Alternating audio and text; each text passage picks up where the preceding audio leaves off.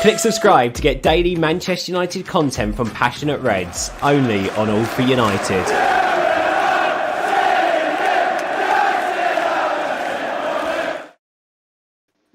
Hello and welcome back to All for United's tactical preview, looking ahead to the Manchester United versus Leeds United game. Big game at the weekend, historic rivalry. Delighted to bring you a slightly changed panel. We've lost a regular in Stu. He's running late on a meeting, but I'm sure we've got more than enough cover with Abdel and Harry. So how are you both doing? Good. How are you? Yeah, good. Eager to get this started. Yeah, we'll get going straight away. Obviously, we'll touch briefly on the Brighton game because a 2-0 win at home to Brighton might not seem like a lot, but the way they're playing is a big result. So, Abdul, did you notice anything that we maybe picked out the other week? Well, last week, sorry, that is started to get implemented a bit more, because I think performances are gradually starting to improve. I didn't like the Brighton game at all. The 3 games before the Brighton game were actually really, really good for one half, and we created so many chances, and we probably should have won those 3 games. But the Brighton game, we shouldn't have won that game, which is funny but that's how football is sometimes. Because if you notice the first half, the Brighton game, the plan was containing. I don't think there was any plan in possession whatsoever. We didn't do anything at all in possession. And even the one chance that we got with Sancho early on was a mistake by a Brighton centre back, who just couldn't control the ball. Ronaldo was on it. He played Sancho in, and that was the only chance we've got for the first 45 minutes. But at least the plan out of possession was good, in the sense that we weren't rushing in to press uncoordinated or not structuredly well. Out of possession, we were okay, but still there were a lot of gaps between the back line and the midfield where Brighton could easily just 1, 2, 3 passes, and they're crossing it into our box with no pressure. So I think we got really fortunate with that goal that Ronaldo scored in the second half, earlier in the second half. Yes, we did press a little bit, slightly, more. But it was fortunate that the ball, when McTominay kicked it out of Basuma's legs, it fell into Cristiano, and Cristiano just did the rest. And then the red card happened, and then basically, the game from now completely changed from there. Like, the game state of completely changes. So yeah, it was a lot of luck, actually. Not a bit, a lot of luck in that game.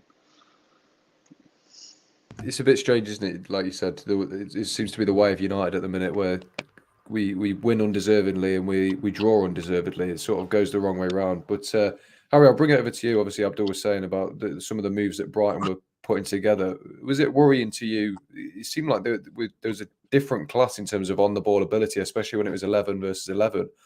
Brighton looked far superior in possession to what we did. How concerning is that for you? And how do we adjust that? How do we improve that? And who do we bring in? The thing with Brighton is that they're very well coached, and it's a group of players that aren't recognised as elite. So they're perhaps a bit more open, shall we say, to listening to a coach like Graham Potter and to conforming to his ideas and things like that. The issue with Brighton has been that the way they play football, they tend to sort of mirror that of quite an elite side in how they move the ball, look to keep the ball. But they've always had an issue with scoring goals, mainly because of a lack of a killer number 9.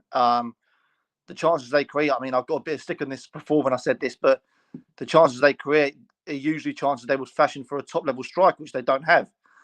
So in terms of them looking better and more rehearsed and more structured and more organised on the ball than Man United, that's not a surprise, because, okay, the footballers aren't as good, but they've been under Potter's tutelage for a lot longer, and like I said, they are perhaps more willing to conform to a manager's ideas like Potter than perhaps, say, the United players under Ralph Rangnick.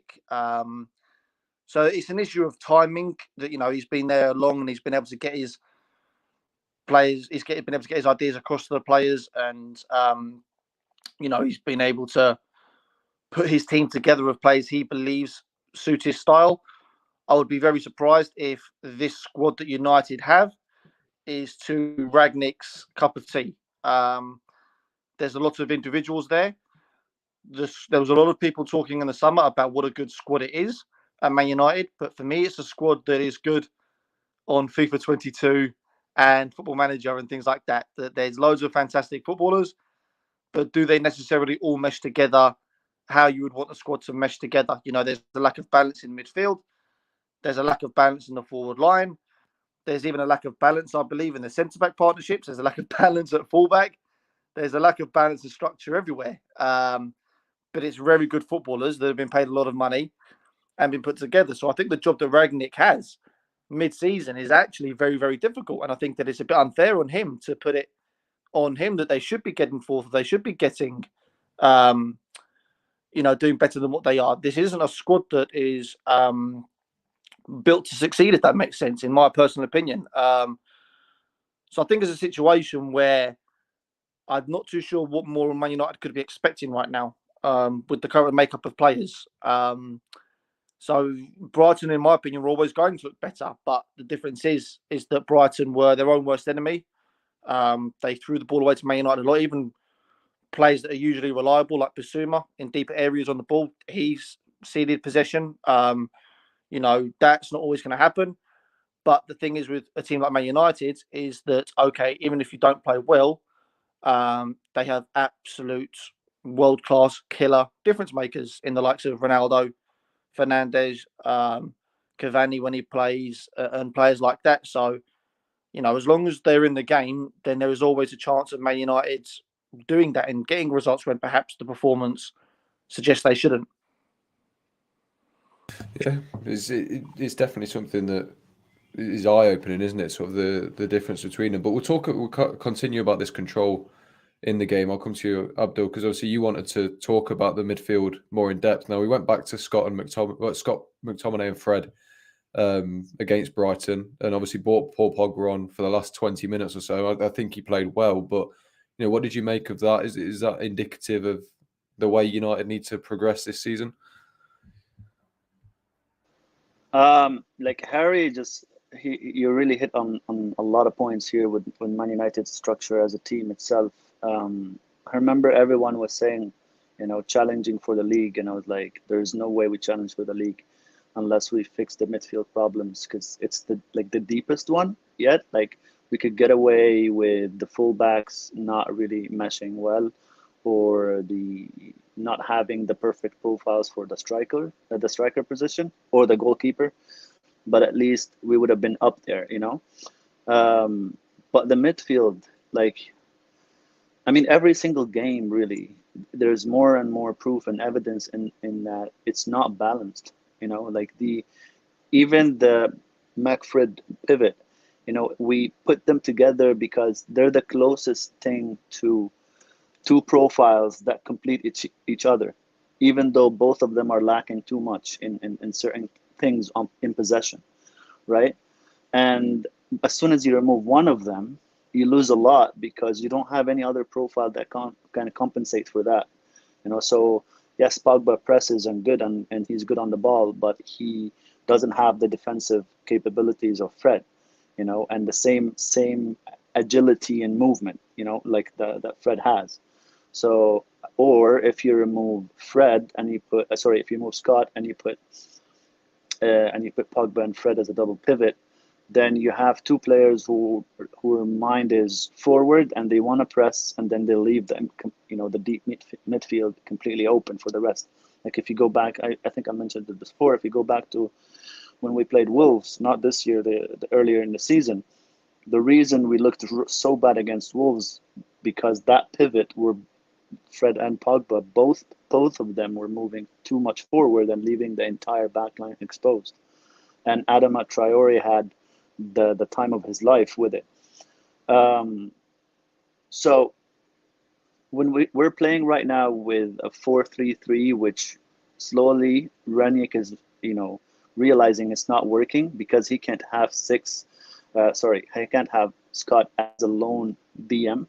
So every time we play, we start off as a 4-3-3, and then he changes it to 4-2-3-1 because he knows this. He realizes the space that's being exposed over there. And like last game against Brighton, Scott McTominay hasn't done any glaring mistake because it's very hard to notice the positional mistakes of players unless you're really following their game, like you're really following that player and what he's doing. So it's stuff like he's not there to intercept, or he moved early forward and left up his position empty. He did not get back on time. Like, these are not events or actions that are recorded, but when you analyze the game with the eye test and follow Scott McTominay's movement, right, he's really exposing us in that lone six position. So he might take the ball and carry it a little bit forward, and people will recognize that because they're watching the ball, and it's like a good action. But what about all the stuff that he's not doing off the ball? Because that counts for most of the match. Like, he doesn't get on the ball. Most players don't get on the ball that much anyway during a match, right? So whenever you have a conversation about the lone DM and the Scott McTominay, for example, and I'm not aiming at him. I don't have an agenda against the player, but it's a position that we're lacking, and we can't control games because you don't have that dictator, that player who's going to dictate the game, slow the pace of the game, or even increase the pace of the game. Tell players to calm down, if don't panic. Those kind of things, like a Fabinho, like a Fernandinho, like a not necessarily Rodri with City, because you have a lot of dictators for the game, more like Gundogan and other players, but like that anchor that lifts everybody. You know what I mean? And we don't have that, unfortunately, with Scott. It's frustrating, isn't it? I'll come to you, Harry. Obviously, it's the $1 million question at United at the minute. But obviously, we know McTominay's not good enough to sit as a lone holding midfielder. But we know when he has someone like Fred next to him, there's not enough progression to go forward. So, is there a way that you could possibly figure out where we get a bit of the best of both worlds, where we get some defensive stability and some progression from midfield? Do we have a combination in our squad at the minute that could do that? I mean, I suggested a while ago, actually, before Ragnar even came in, that Man United could do with maybe switching to the 4-2-2-2 formation, because I think it best suits the players currently available to Man United. And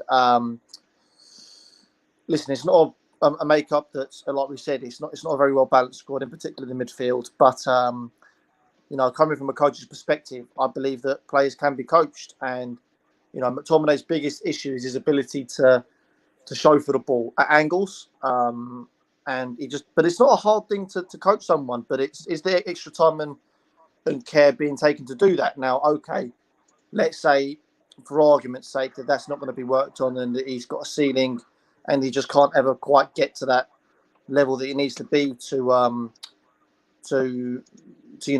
show and receive at angles. Okay, then we have to find different ways to progress the ball. So Liverpool, for example, very rarely progress the ball through the means of their central midfield. They do it through their fullbacks, and being direct early, and picking the midfield's job is to pick up the second balls and relay it early. I don't see any reason why Man United can't find different combinations and automations where perhaps they look to progress the ball a bit more directly and hit the forward line earlier and hit the danger areas earlier. The problem they then have is that they don't really have a striker that makes it stick. So you just see that there's an overall issue with Man United in terms of how they structure the build-up, how they move the ball into danger areas. So, okay, Man United don't have that controlling playmaker, that dictator. So therefore, you've got to move away from that at the moment and try to be a bit more direct. So let's say, for example, when the ball does get into Fred's feet, and this is what the 4-2-2-2 does. I'm not really a big believer in like the word formations. It's just a word. It's all about the players you have and the instruction you have. Players aren't positions. But by the same token, if you do set players in that 4-2-2-2, there are, generally speaking, more staggered lines. So there are more options to pass the ball vertically earlier, which is what a player that is quite basic at progressing the ball could potentially do with. I think the Man United setup for a 4-3-3 isn't there at all. There's not enough control that's provided from the midfield, and without that control, there's not enough, counter pressing from the midfield when they lose the ball in transitions. There's no one in the forward line other than Jadon Sancho that can make the ball stick. It's a very, very hard group of players to put into a structure right now, and it's not a thing that's going to be fixed without the summer transfer window. They need to actually look at the overall plan. Man United need to have a plan, and that was the whole point of getting Rangnick in and putting him into the boardroom after. They need to have an overall plan and objective as a club that is 6 months, a year, 2 years, 3 years down the line, looking at the longer picture and build towards that. It's not to say that you can't buy superstars like Ronaldo. Of course, there should be a place in your team for a Ronaldo, an elite goal scorer. It does make me laugh when people cite him as the issue. Well, if an elite goal scorer that is the one that constantly gets you the 3 points is the issue, then that's an issue I would love to have in my team. So I don't really buy into the fact that Ronaldo is the issue. The issue is the overall squad management, and I don't think it's an issue that will be fixed during the season. It will have to be fixed with far more intelligent squad building and recruitment in the summer. But like I said, the way I would, at the moment, I would look to be more direct, make sure that I've got a solid base to build from, that I'm compact off the ball, that I'm organised, that I'm hard to break down, and then rely on my ability to have good players that can counter-attack as and when those opportunities arrive. Because Man United have looked best when it's been quick, flowing combination football. They are not looking good when they are asked to break teams down and it's staggered and it's more patient possession, in my opinion. So that's what I would look to do for the rest of the season. I would look to make sure that I'm building from a solid base, Fred and McTominay as the double, and then look to make sure that the options when they get the ball are there. They're quite simple, and that we hit teams early. That's what I would be looking to do until the summer, and then we try to revamp the squad in a way that, should have been done a while ago. Yeah, certainly. It definitely did surprise me when he sort of ditched that 4-2-2-2 as early as he did. There's signs of positivity there, but Well, like I said, there's like people. So, I mean, it was in Sky Sports. They were blaming formation quite a lot. Like, formation is just a word. It's what you do with the players that you have at your disposal and how you best utilize them. So, for example, Chelsea played Spurs in the Carabao Cup, and they used like a 4-2-2-2 that would like a hybrid of 4-2-2-2 and a 3-4-3 or 3-5-2. It would like dovetail between both formations depending on the phase of the game, and it worked superbly. The issue isn't 4-2-2-2; it's the players you have at your disposal and how you utilize them against certain teams and the instructions you give them. There's no issue with a formation, isn't it? Unless you do something absurd, there's no issue with any single formation. It's just a bunch of numbers. It's about the instruction you give to your players within the context of the game. Yeah, fair enough. Yeah. Fair enough. Go on, were you going to say something, Abdul? Yeah, I was just gonna say that Rangnick ditching the 4-2-2-2 was not a surprise because the profiles don't match it, and that's the problem.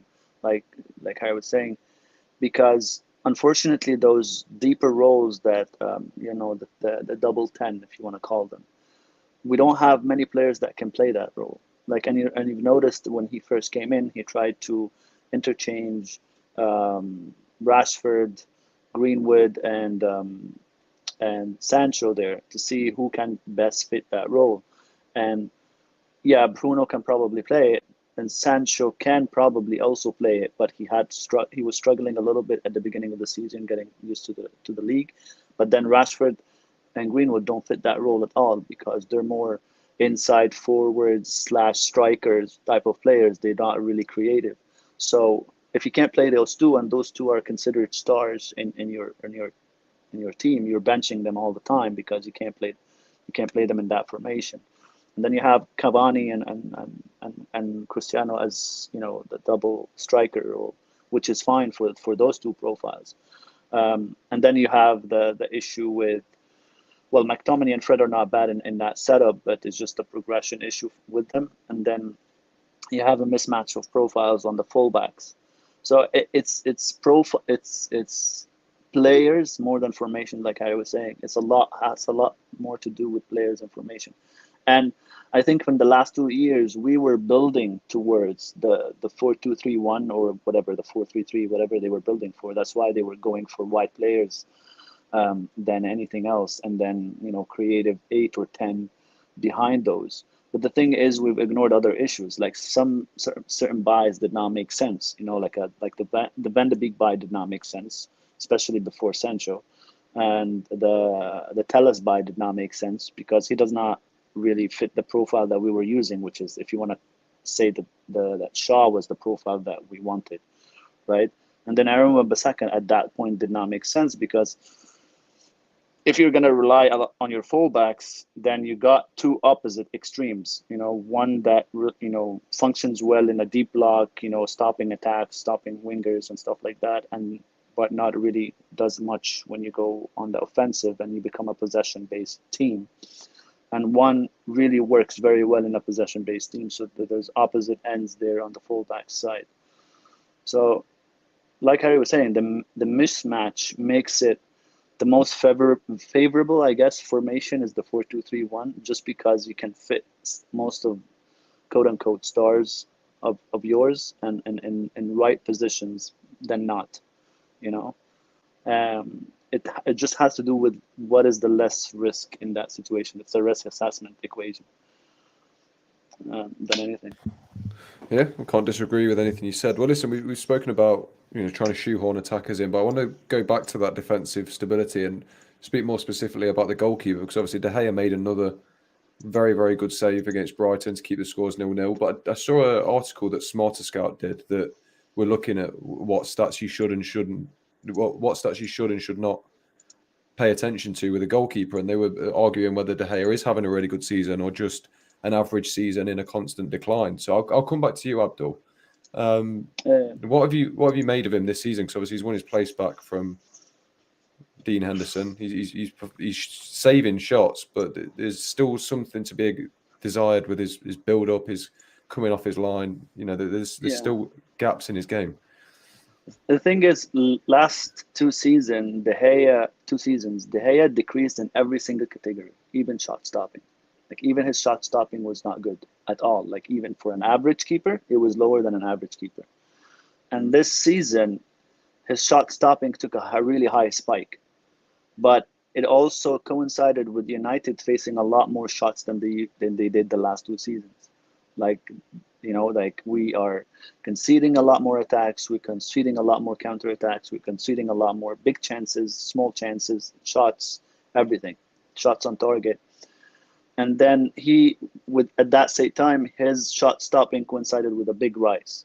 Now, obviously, there is law of averages, and you can say that it's just natural that when you face more and more shots, your keeper is bound to save more and more shots, right? But there is an element of his shot stopping improving in it as well. The problem is that we've always known that shot stopping was his thing. And the issue is he's not improving in any other category. So even if you want to disregard the quantity of the attacks that United are facing, if you want to disregard that in his increase of shot stopping, every other category that a goalkeeper is involved in, it has not improved. Whether those are claims or punches or coming out of the line, and his 1v1s when he's faced with a striker in 1v1, he still faces this issue where he's scared to make himself big and try to stop or close down the angles for the strikers. And his distribution, we were talking about Brighton earlier, right? Brighton used their goalkeeper in build up, and I know people will shout at me, well, he made a mistake for the chance that he gave to Ronaldo. Yes, but how often does he make that mistake? But with De Gea, every single game he gives people the ball or shoots it outside. That's every single game thing. We can count them on hands, and you go this game he did it 5 times. This game he did it 6-7 times. This game he did, it's not something that a rare occurrence with him. And even at the peak of his shot stopping, if you compare him to the top goalkeepers in the league, he's within the range, of the same save percentage, Like I think I've checked on Allison the other day, and Allison was like a 72% or something like that, and De Gea was 74%. You know, so he's not that massively outperforming shot stopping of every other goalkeeper in the world. He's just like slightly above. But the other categories, for example, Allison is a lot higher than him in everything else. So that creates a problem. If you want to play out from the back and you want to, move the ball quicker and vertically faster, your keeper playing a role helps you because he creates a superiority against the first line of attack from your opposition. If he's not involved and he's too scared whenever he receives the ball and just hoofs it and he panics, then that does not help you because you cede possession every single time. So yeah, that's the thing with De Gea. Well, I'll come to you then, Harry. Obviously, as Abdel mentioned, Liverpool's goalkeeper Alisson is a good example. It's Edison as well. The ability with the feet to create these, to build these moves from the back. When you look at these and then you compare it to what De Gea does for United, would it be a fair argument to say De Gea almost hinders United going forward? I mean, I think the first thing to say, I think that everyone will disagree, is that De Gea has been a huge success for Man United, a huge success overall. He had a bad period in the last few years, but overall it's been a huge success. Now, I'm not going to profess to be a keeper expert, but what I will say is that in 10 years' time, or 5-10 years' time, you're not going to see any goalkeeper playing at the highest level that isn't good with their feet, because it's such a huge requirement now. And perhaps that when the likes of De Gea were coming through, Hugo Lloris at Tottenham, players like that it wasn't seen as the be-all and end-all. So in 5 to 10 years' time, there won't be any keepers, unless it's poor recruitment, to be honest, that are playing at the highest level that are poor with their feet. Now, I'm not going to claim to be a keeper expert, but what I will say is that being good with your feet will never be the most important aspect of a goalkeeper, obviously.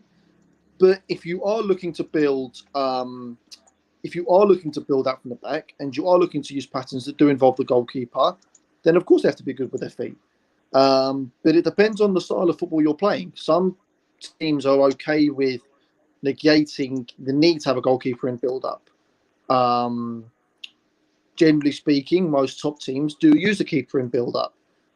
So it kind of depends on what you want. Now, if you do want De Gea to be part of build-up and things like that, then it is an issue.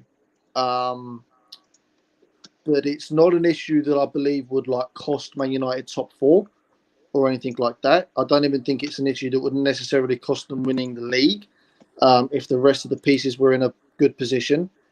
For me, the major issue with De Gea, and again, having spoken to someone that knows keepers a while ago, and it makes complete sense, is that, or that works with keepers, sorry. The problem with keepers is that obviously so much of what they do, well, obviously that's the case with any footballer, but a lot of it is athleticism, the ability to, get across the goal to make shots, jump, their reflexes, things like that. Now, when you get to a certain age, and the problem is you don't know when that is coming, but the drop off and the decline can be major, and it can be very, very quick, and you can't come back from that. You're losing it. So I'm not saying De Gea is at that stage yet, because he is still making good reflex saves.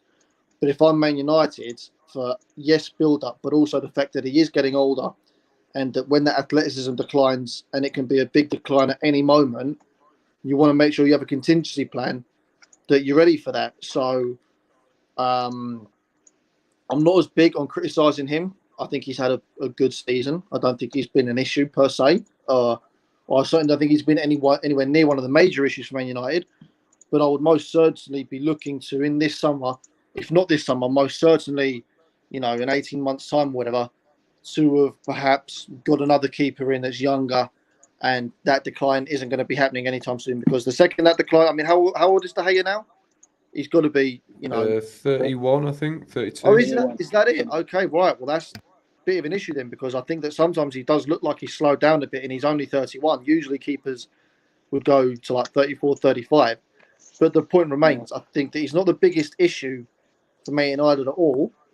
But yeah, I would be looking at contingency plans for other keepers available, that can perhaps come in and be an upgrade on the ball, and again have maybe 10 plus years left at the top of their game, which obviously De Gea doesn't have.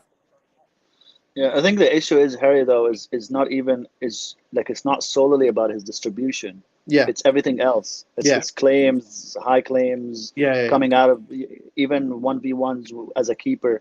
Everything else is actually below average.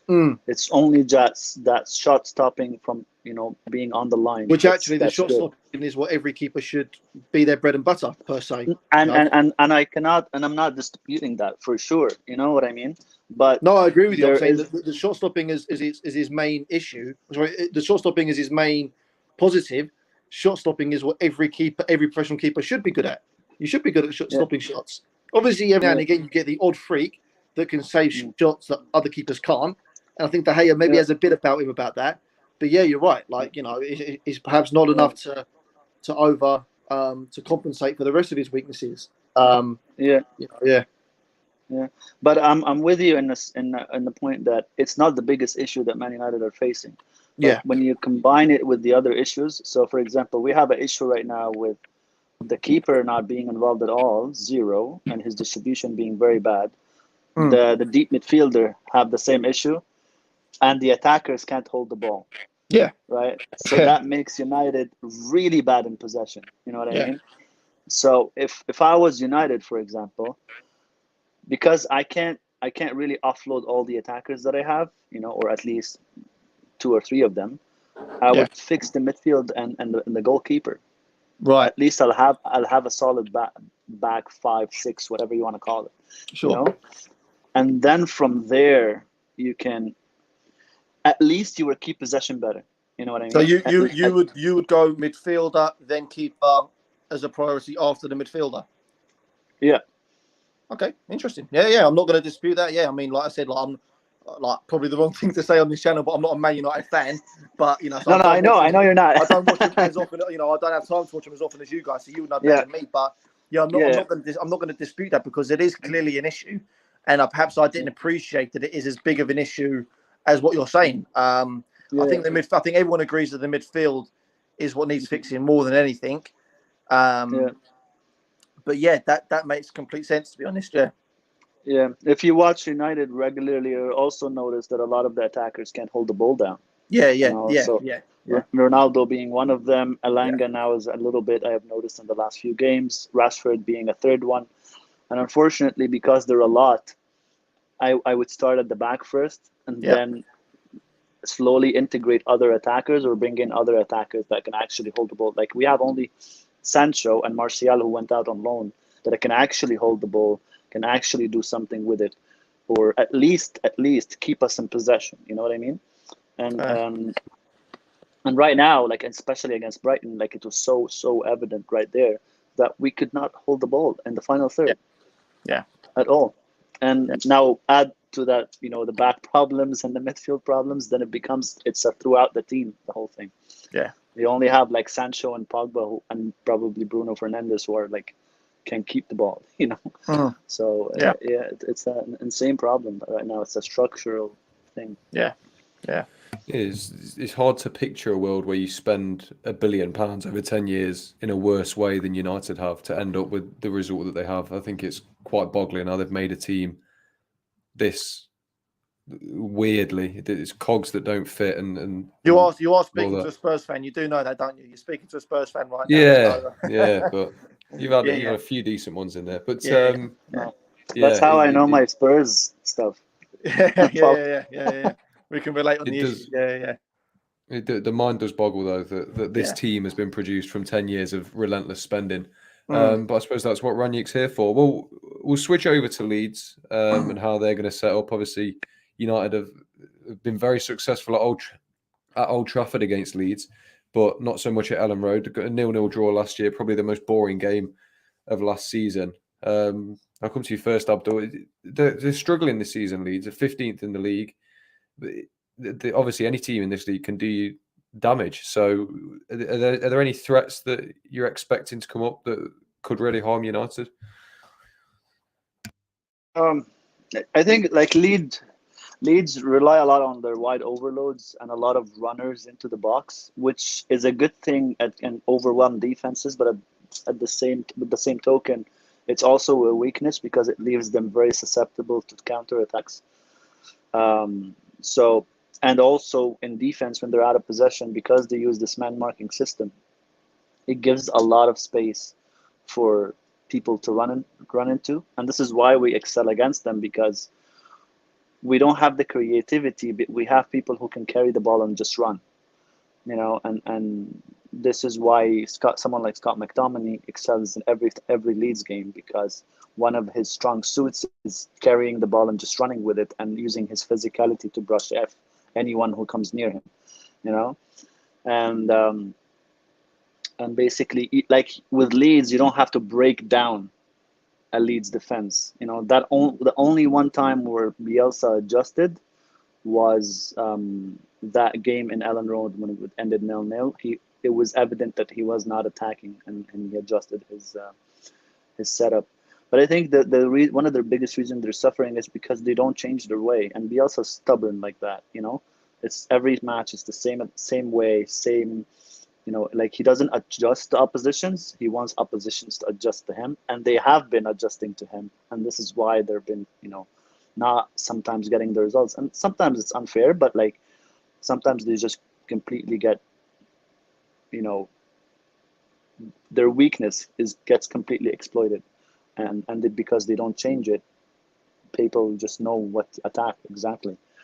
I don't expect them to change against United. I expect them to play the same way, but the worry would be is that if our wingers, our wide players don't do their due diligence off possession, we will be overloaded on that wide areas, and then with the runners coming from every direction and not being tracked, we might concede a lot, and that would be a worry of mine going into the Leeds game. Well, Harry, I'll come to you. Obviously, United of recent weeks have created a lot of chances by winning the ball back high up the pitch. They're sort of bypassing that midfield by winning the ball back that high and launching counterattacks. And obviously, Leeds are famous for this man marking system. They go man to man. Is there going to be a benefit of being better at pressing against a Leeds system that's man for man, or is it not really going to make that much of a difference?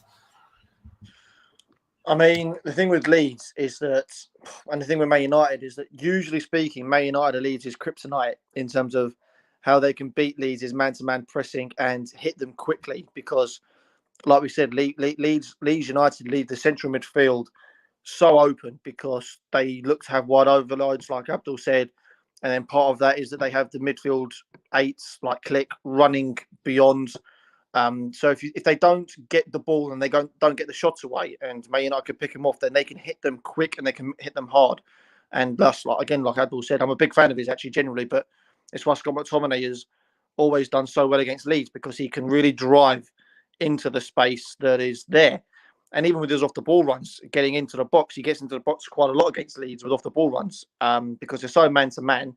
It's very difficult for a player to be marking McTominay from deep and continue to follow him as he gets into the opposition penalty area. It doesn't really happen. So I think that with Man United's style, I would look to get as many off the ball runners or as many runners as you can onto that football pitch, because like we said, Leeds is man-to-man marking. Yes, if you're not as fluid and you are building patiently out from the back and things like that, they can really hone down on you and win the ball high up and expose you like that. But if Man United kind of negate standard build-up and just be direct and hit the ball into the spaces early, then that's how you're going to get at them. And again, Scott McTominay is going to be vital. I think Rashford is going to have to play. This is probably one of the games of the season where Daniel James was used to play and really excel. So you need to get those runners as often as you can into those areas. I think Ronaldo will have a fantastic game. I think that Ronaldo should have a game where he's not the number 9, but he's someone, again, with his movement, will be like the second striker, again, spotting those gaps that Leeds United will exploit, will have, and get into those spaces. So I think United need to play with a bit of personality, a bit of courage, and go at Leeds and have a lot of off-the-ball runners. But again, the issue with Man United, and one of the main issues with Man United, is that when they lose the ball, their reaction in transition is up there with the worst in the league. I don't know the numbers. I don't know the data. I don't really care. I can see it for myself. Everyone can see it for themselves. You know, they have so many players that stay ahead of the ball, not tracking back. And if Leeds get you quickly as well and get those spaces quickly, then you can be in trouble. So it's going to be an interesting game, a game that's going to be blood and thunder.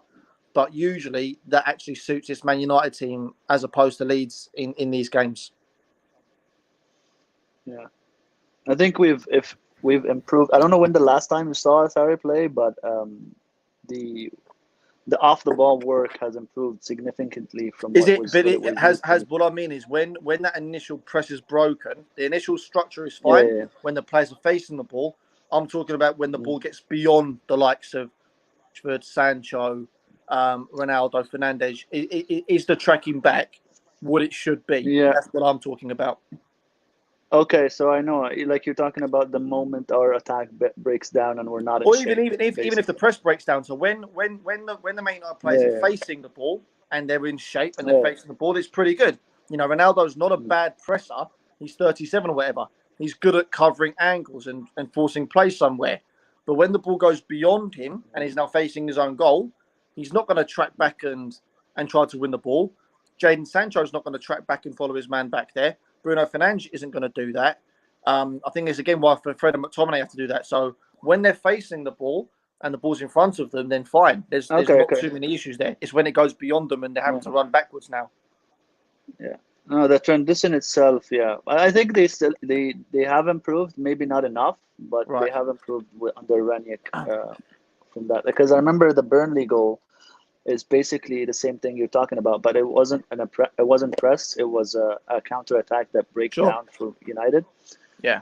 And in that moment, neither did Cavani, Fernandes, Rashford, or Sancho tracked back because Yeah. Burnley counterattacked so fast, Yeah. Yeah. and the shape was basically broken. It was just like it was Scott and Pogba and the back four, and Mm. that's it. And Burnley had the space, the whole space in the world Mm. to formulate their attack. So in that instance, I think, yeah, we still need to improve a lot in how dedicated are the entire 10 outfield players in getting back I think and that's an and area helping. where that's not necessarily down to coaching. Of course, coaching is a part of it. That is going to be down to the desire of those individuals to do that. I can't see how Yeah, United are ever going to get to a stage where they're going to be able to get yeah, back into a settled shape and an organised shape again and again quickly, because we all know, obviously, we all watch football. You could be the most aggressive, high pressing team in the world. There are still going to be phases of the game where you have to fall back into a settled shape. Liverpool aren't yeah, aggressive, high end presses for the whole 95 minutes at a time. You know, there are every phase of the game, there's going to be stages where you have to fall back into a settled shape. And I think the Man United have too many players that don't view the game that way, that don't have that level of discipline, too individualistic in the sense yeah, of like, well, I'm not gonna be desperate to get back into that organised shape when the time arises. So they might be yeah, aspects that are better at it, but that will still always be a weakness while you have these profile of players. There's too many there that play the game yeah, in their own way. Now, I think the football's gone yeah. too far in the sense of we don't have enough individuals nowadays. But it's a different conversation I'm having with Man United. I'm talking about there's too many players that were like, well, I'm just going to be No, no, effective when I'm in and around the ball. And yeah, you're absolutely right. Yeah, yeah, yeah. I think that was United's biggest. Actually, that was the biggest reason why United got beat by Liverpool 5-0. yeah. You The know, gaps. because yeah, the front three were Rashford, Greenwood, and Ronaldo, and all three of them don't bother to get back. You can All three really of them. overload a Man United midfield and defence. It's why I feel sorry for players Yeah, like Harry Maguire. Harry Maguire is not a bad centre back. yeah, He is I would say he's a exactly. world class centre back. I think he's fantastic. His problem is that he hasn't got until Varane, but he had his injury problems. He didn't have a consistent centre back partner that is like, experienced and knows what he's doing. Yeah, And they have to constantly deal with overloads. I guarantee you, well, I can't guarantee, but I would put every money I have that if Maguire was in the Chelsea setup, where there's a ton of structure around him, he would look like a world-class centre-back. How is he supposed Yeah. to deal with No. Yeah. constant overload? Absolutely. Yeah, Absolutely. I mean, the biggest evidence to that is Rudiger. Rudiger exactly. looked like absolute Exactly. shit before Tuchel came in. And after that, Rudiger is talked about as one of the best center backs in the world. Yeah, So it's the same thing with Harry Maguire, and I don't get the hate that he receives. yeah, I've been saying the same thing exactly, that the guy has no screening in front of him. yeah. They're constantly being overloaded because the attackers don't go back into shape. And then people, we get attacked by saying, oh, why should the attackers defend? It's the defenders that need to defend. I'm like, yeah, but it fucking starts with the striker Yeah, till the last man. And, yeah. and and the reason we were getting beat and beaten badly at the beginning of the season because we were using a front three of players that don't bother to get back. And I kept saying it, but you know how it is. It's the glaring mistake that counts. So if Yeah, Harry exactly. Maguire misses a tackle, then Yeah, yeah, it's his fault. yeah, yeah. Of course, yeah. Yeah. Weird one, very much a weird one. Well, we'll sort of stick with sort of I suppose you can call it overloads and that sort of the like, because Leeds have been well known for their ability to press off the ball, and obviously Abdul, we discussed in detail how Southampton pressed last week, and they obviously utilised it incredibly well against United and really benefited from it. But I'll come to you first, Harry. Obviously, Leeds' performance in general has dropped off. Now, I've not watched them in detail enough to know whether they're keeping up with those same level of pressing that they did the last two seasons that served them so well. But, is this press from Leeds as potent as it once was? And does it still have the threat to really shut United down like Southampton did?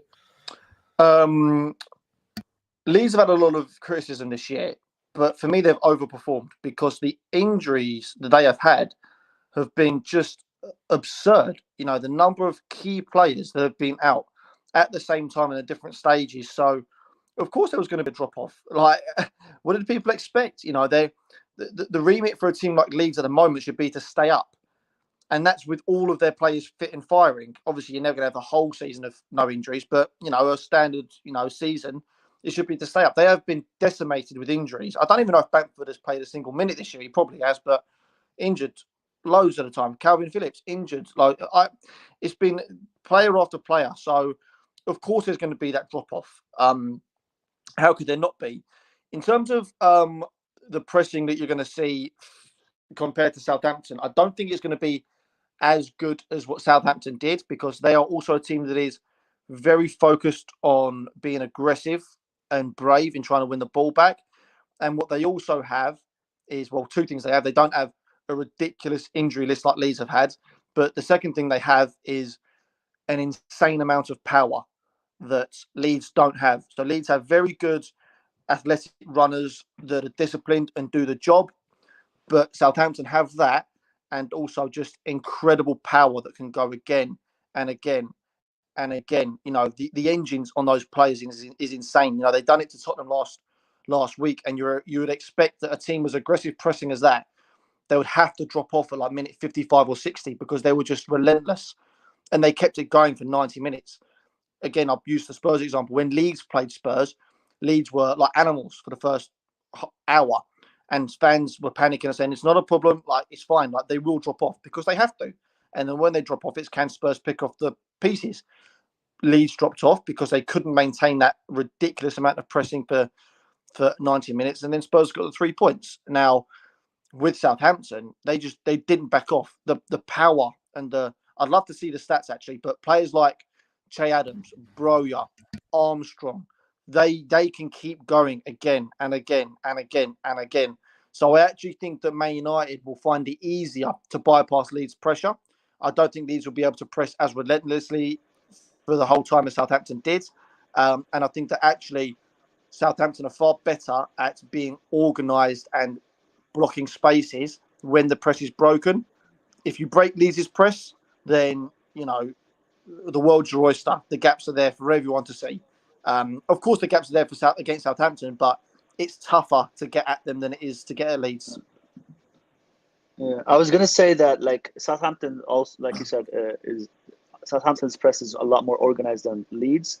But I think Leeds rely more on counter pressing than actual pressing. It's Right. rely on winning the ball back when they lose it, Yep. than actually pressing you from your initial build up. Yeah. And what they try to do is they either try to go man for man immediately, and you block out all the lanes so that the person who won the ball can't pass forward, Yeah. or they try to cover shadow if possible. Mm. And then from there you're only left with going long or going backwards. Yeah. Yeah. But in the initial press itself, when you are building up, it's not as organized as Southampton. And I think what gives Southampton the energy to continue going for 90 minutes is because it's very organized. It's not just like running in every direction. You know what I mean? So like they basically guide you to the direction they want to guide you to, and then they press you, and then they win the ball back. I agree with that completely. But they're very, very dedicated. The way they get back into the shape if you were able to bypass their press is still amazing. Yeah, you are 100% correct. It's I don't want to say the word easier. It's not easy at all, but it is easier to maintain a disciplined press than man-to-man lunacy at the best of times, because man-to-man... Exactly, and that's what Leeds do. Yeah. But also, it is the reaction of when because the press will be beaten at some stages in every game. Whatever, it doesn't mean it's going to lead to a goal, but again, I think the power comes into it. Whereas, so let's say for Scott McTominay against a Southampton, if he's under pressure and the press is there, Southampton have players that can cope with that power of Scott McTominay. How often do you see Scott McTominay just through running, relentlessness and body and size just shrug off any Leeds player that's trying to get near them? So I think that when Leeds press, it has to be spot on for them to make it work. The margin of error for Southampton is a lot less or a lot more, whatever the way it goes around. Do you see what I mean? Like Leeds have to get it spot on for it to work. Otherwise, it's complete disaster. That's not necessarily the case with Southampton. So I think that, again, Man United, I would expect, again, if I'm being honest, I would say that it should be, I mean, who knows? But I would expect it to be a pretty resounding win for Man United. I know that it's at Ellen Road, and that's going to be a whole other thing, and it's going to give the Leeds players an extra lung at times. But I think that if you're able to get an early goal within the first 20 minutes, and that you're able to continuously beat that man-to-man press, it should turn into an uncomfortable afternoon for Leeds. But I think Man United, I think you have to start fast in that game. I think you have to start fast. I was just gonna get on that. I was gonna say that mentality will play a big role in that one too, because we can have all the space that we want, but it's about the team that keeps going. Yeah. And mentality will play a big role in that one. Yeah. Well, I'll end on this point then, because obviously we're getting towards the hour mark. I'll ask you, Abdul. Obviously, as Harry said, if Leeds do get this press right, it can be really dangerous. So that you have to make sure that that with as much as you can that doesn't happen. So who are you starting, particularly in that midfield? Because obviously we're going to need press-resistant midfielders. Who is that duo, that trio, whatever he decides to set up with, that you think would work best against this Leeds team that not only can work around the press but can exploit the spaces that are left behind?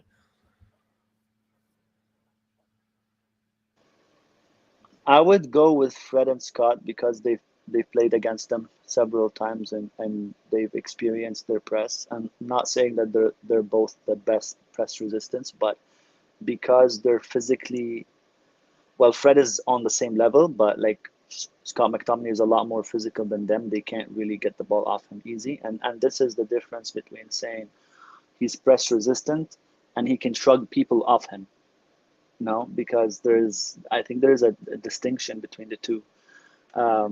But Scott is powerful, and for Leeds players, it's hard to get the ball off of him. So I would go with Scott and Fred, and in that midfield, and then a Bruno Fernandes or a Pogba. I actually would want to try a Pogba in the 10 and like rest Fernandes for a game, and see how he fares up with that. Because I think, I'm not saying one is better than the other, but I think Pogba would really, like his abilities would shine a lot more the further he gets up the field. So instead of putting him into the double pivot and asking him to dictate the game, but he's not that physical. Not that physical. Sorry, he's not that agile. So with a team that runs constantly all the time and relentless, Pogba's not the ideal option to be in a deep pivot, one of the pivots. So I would go with the Fred and McTominay pivots. Bruno or Pogba, either way, doesn't matter. Sancho. And I would go with Elanga.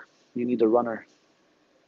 And obviously, Cristiano will not be dropped, so it's going to be Cristiano. I would have picked Cavani because he's more agile. He will run more. He will, contribute more. But yeah, this is my team from midfield to attack. It was interesting watching that sort of 15 minutes at half time of the United game. I watched flicked over to the PSG game and watching Marco Verratti. He does what Man United fans want Pogba to do. But you look at the stark contrast between Verratti and Pogba is that Verratti's half his size. He's got that ability to quickly turn and cover a lot of ground in that sense. But yeah, it's bizarre what United fans expect of Paul Pogba. And I completely agree. I would like to see him in a more advanced role. But let us know in the comments what your preferred lineup would be for Leeds. But I will draw this episode to a close as much as I don't want to. I've really enjoyed this. Harry, Abdel, as ever, massive thank you for joining me. You're welcome. Hope you've enjoyed in the comments. Massive thank you for tuning in and for getting involved. If you have enjoyed, be sure to like and subscribe. Obviously, as always, we'll have plenty of coverage around the Leeds game, a big weekend for Manchester United FC. So make sure you stay tuned to All for United for all that. But until then, we'll see you next time. Yeah, see you.